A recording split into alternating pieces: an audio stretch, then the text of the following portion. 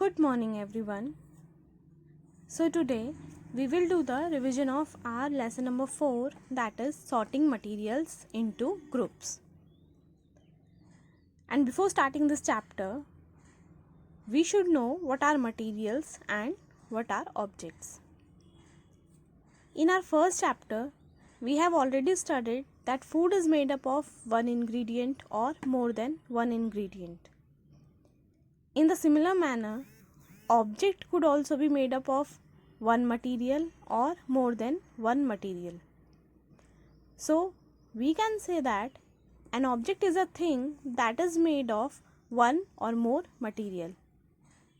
An object could be made of one material, for example, wooden chair. A wooden chair could be made of wood. An object could also be made of more than one material, for example, pencil. A pencil could be made of graphite, wood, and if it is an pencil with eraser, so it could be made up of eraser, metal, graphite and wood. So object could be made up of one material and more than one material also. Objects are made up of large variety of materials. For example, a table or chair could be made of wood, plastic or iron. In the similar manner, toys could be made up of wood, plastic or paper. Utensils could be made up of plastic, iron, aluminium, steel. And clothes could be made up of cotton, nylon, silk or rayon. So, a given material could be used to make a large number of objects. For example, wood could be used to make chair, door, boat, bed, etc. In the similar manner, wood could be used to make chair, table, bed, door, boat, etc. And paper could be used to make books, calendars, newspaper, magazines, etc. Similarly, steel could be used to make vehicles, utensils, and etc. Based on the properties of materials, they are used for making different objects. For example, a tea or coffee mug is always made with clay or plastic and not with cloth material because its purpose is to hold the liquid. And if we use a cup which is made up of cotton or which is made up of a cloth material, so it cannot hold the liquid. So to select the material to make objects, it is very important to select a suitable material to make a particular object. And how can we select the material?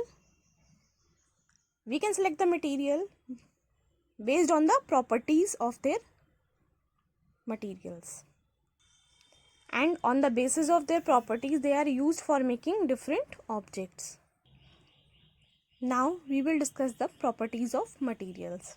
So first property is appearance. Appearance is basically how a material looks. And based on appearance, materials are classified into shiny or lustrous material and non-shiny or non-lustrous material.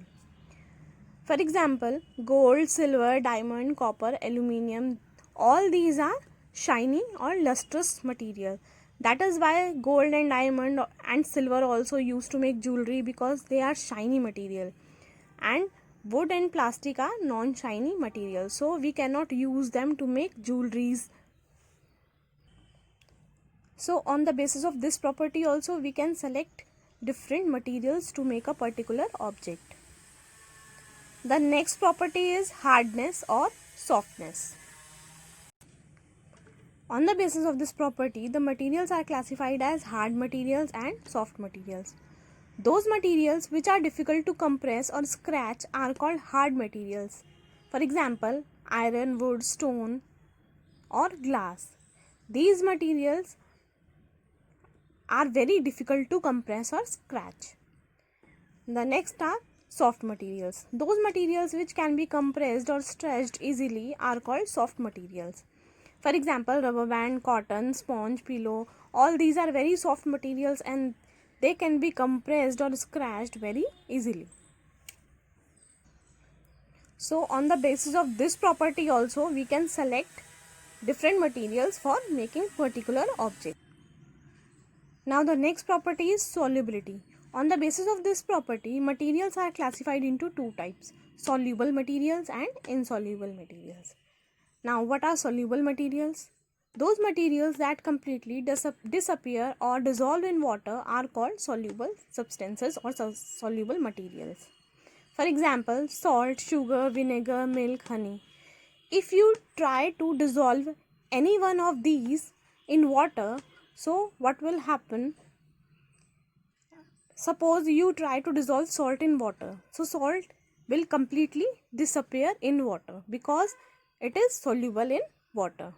So those substances that completely disappear or dissolve in water, they are called soluble substances. And insoluble substances, those substances that do not mix with water and do not disappear even after we stir for long. For example, sand, oil, kerosene, chalk, powder, etc. Suppose if you try to dissolve kerosene in water, so what will happen? Kerosene form a layer on the surface of water and it will not dissolve in water because it is insoluble in water. So some substances are soluble in water and some are insoluble in water. Next property is whether the material floats or sink in water. Objects which are less denser or lighter than water will float in water. For example, twigs, plastic ball, paper boat, cotton balls, thermocol, all these are less denser than water, so they will float in water. And some objects which are more denser or heavier than water will sink in water. For example, sand, stone, coins, iron balls, etc. Suppose if you try to throw or if you throw a stone in water, so what will happen? Stone will sink in water. But if you try to throw cotton balls in water, so what will happen? Cotton ball are less denser than water, so cotton balls will float on water. So some materials will float in water and some will sink into it.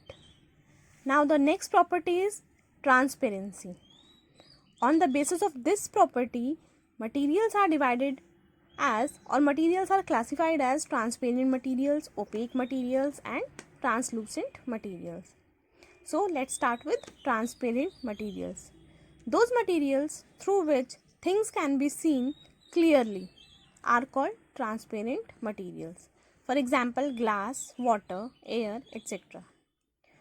If you try to see through water or through a glass, so you can see clearly because these are transparent materials and through these materials we can easily see. Now the next materials are opaque materials.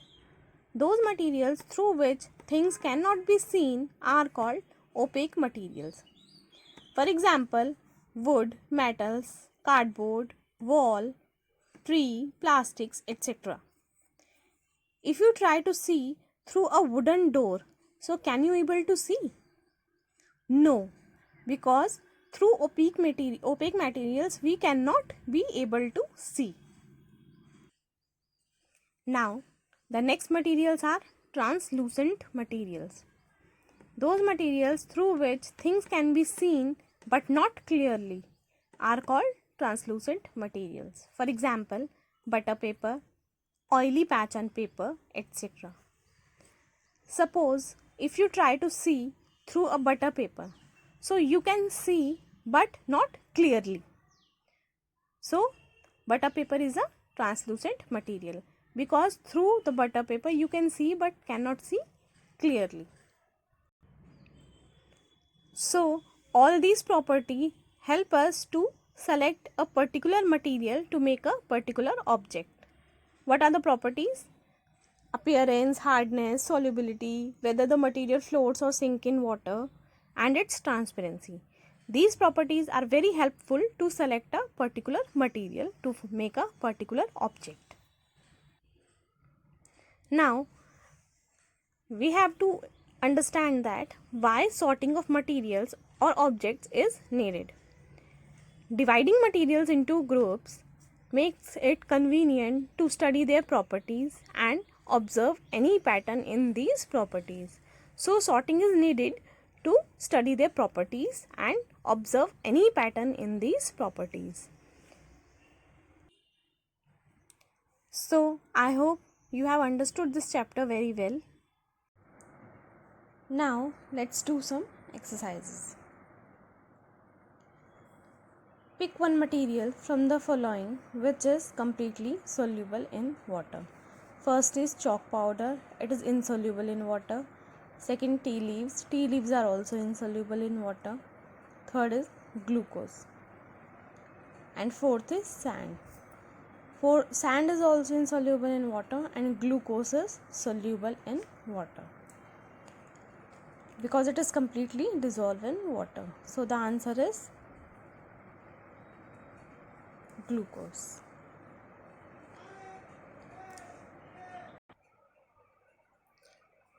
Which among the following are not lustrous? Gold. Yes, it is lustrous. That is why it is used to make jewelry. Silver is also lustrous. Diamond is also lustrous. That's why all these are used to make jewelries. And last is wood.